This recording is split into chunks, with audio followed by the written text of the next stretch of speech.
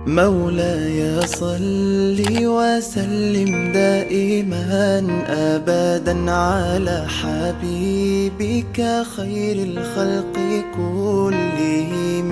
مولاي صل وسلم دائما أبدا على Assalamualaikum warahmatullahi wabarakatuh. Salam sejahtera untuk kita semua. Saya ucapkan selamat pagi untuk Bapak Dr. Damrah MPD dan rekan-rekan sekalian. Semoga kita dalam keadaan sehat walafiat. Perkenalkan, nama saya Siti Kurniati Utami. Saya mahasiswa Pasca Sarjana di FIK Olahraga UNP, kelas kerjasama Pekanbaru. Di sini saya akan menyampaikan materi tentang paper yang saya buat. Sebelumnya saya akan menyampaikan kata-kata bijak bahwa ilmu itu bukan apa yang kita hafal, tapi apa yang bermanfaat untuk orang lain. Dan ketika kita menyampaikan sebuah kebermanfaatan untuk orang lain, tentu masih didasari sebuah ilmu dan juga cara yang estetik. Maka pada kesempatan kali ini saya akan menyampaikan materi tentang karakter guru aktif dan siswa belajar dilihat dari sudut pedagogik. Sebagai seorang pendidik yang profesional, guru dituntut untuk memiliki berbagai kompetensi, sedangkan kompetensi yang harus dimiliki oleh seorang guru menurut Undang-Undang Guru yaitu kompetensi pedagogik, kompetensi sosial, kompetensi kepribadian, dan kompetensi profesional. Nah, keempat kompetensi tersebut merupakan kunci keberhasilan dalam menyelenggarakan pendidikan. Hal itu tentu akan menjadi tantangan yang berat untuk para guru. Dengan demikian, maka dapat dikatakan bahwa profesi guru ini bukanlah pekerjaan yang sederhana, karena guru merupakan ujung tombak dalam pendidikan. Berkualitas tidaknya pendidikan sangat bergantung kepada guru, maka guru menjadi faktor penting untuk kemajuan Indonesia. Kompetensi guru yaitu kompetensi pedagogik, yang dimana kompetensi pedagogi itu merupakan ilmu mengajar dan ilmu seni mengajar. Melalui kompetensi pedagogi ini, guru dapat memahami karakteristik peserta didik, mengelola, merencanakan, mengevaluasi pembelajaran, dan mengembangkan berbagai potensi siswa secara efektif dan optimal.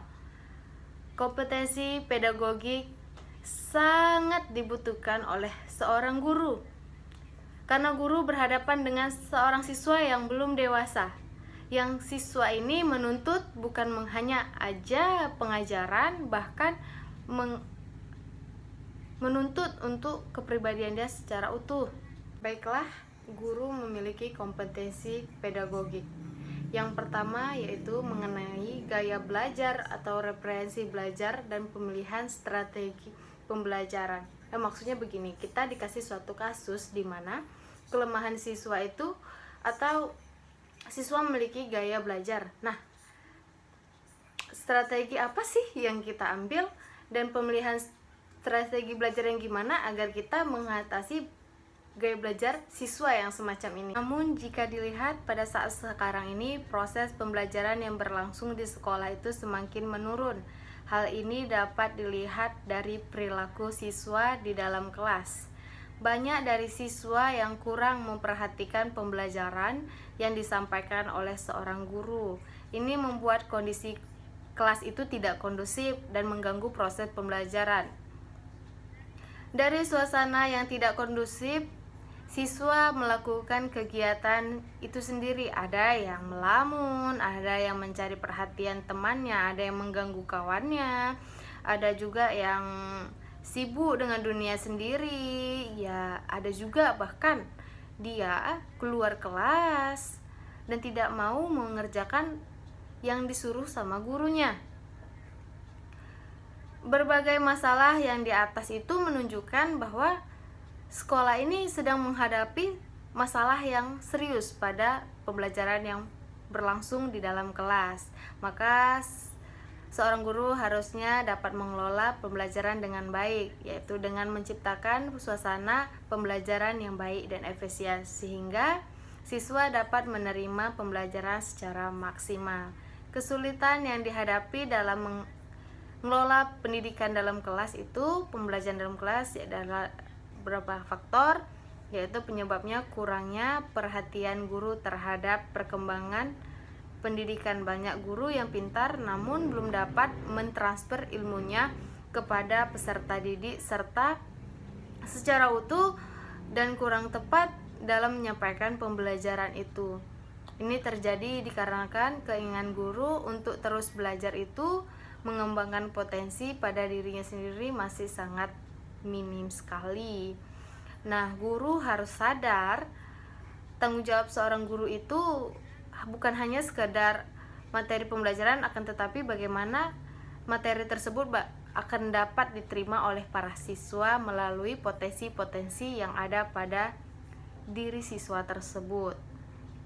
Pembahasan dan alternatif pemecahan. Kompetensi pedagogik ini merupakan salah satu jenis kompetensi yang mutlak perlu dikuasai oleh seorang guru. Kompetensi pedagogi pada dasarnya adalah kemampuan guru dalam mengelola pembelajaran oleh peserta didik. Kompetensi guru ini tidak boleh secara tiba-tiba, tetapi melalui upaya belajar secara terus-menerus dan sistematis, baik pada masa prajabatan ataupun pendidikan calon guru, atau selama dalam jabatan yang harus memiliki minat, bakat, dan potensi keguruannya. Menguasai karakteristik peserta didik. Guru mampu mencatat dan menggunakan informasi tentang karakteristik peserta didik untuk membantu proses pembelajaran. Contohnya, guru dapat mengidentifikasi karakteristik siswa di mana mereka harus belajar. Dan guru memastikan bahwa peserta didik ini dapat kesempatan yang sama untuk berpartisipasi aktif dalam kegiatan proses belajar mengajar dan menguasai teori belajar dan prinsip-prinsip pembelajaran yang mendidik.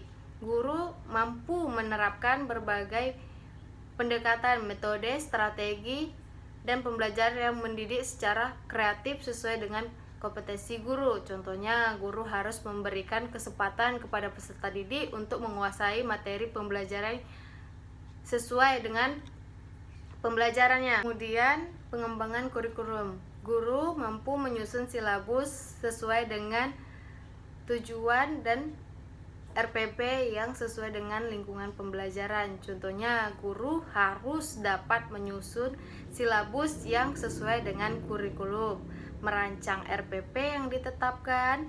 Nah, kegiatan yang pembelajaran yang mendidik, guru mampu menyusun rancangan pembelajaran secara lengkap.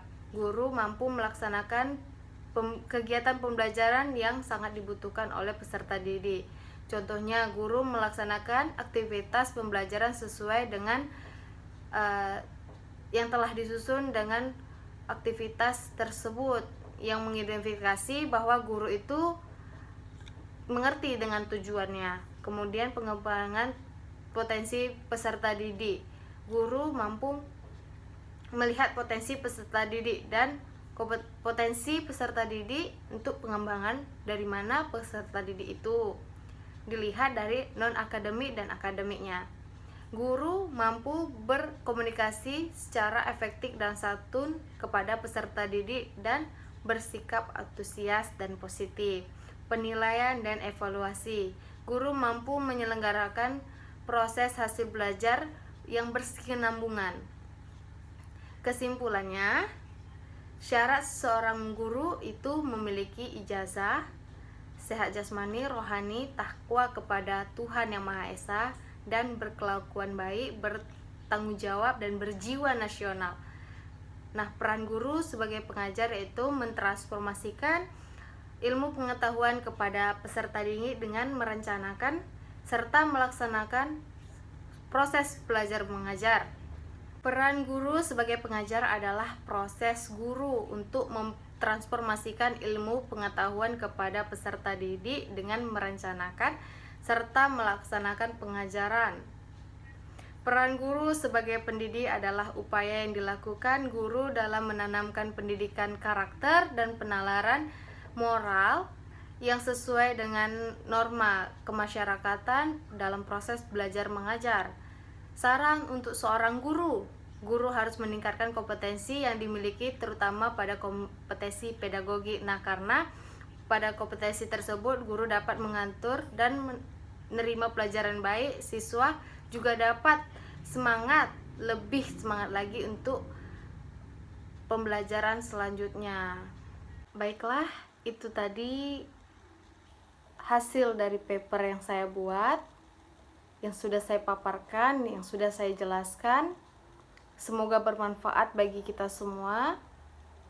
Kalau saya ada salah, saya mohon maaf karena kesalahan itu datangnya dari saya dan kebenaran itu datangnya dari Allah Subhanahu wa taala. Saya akhiri.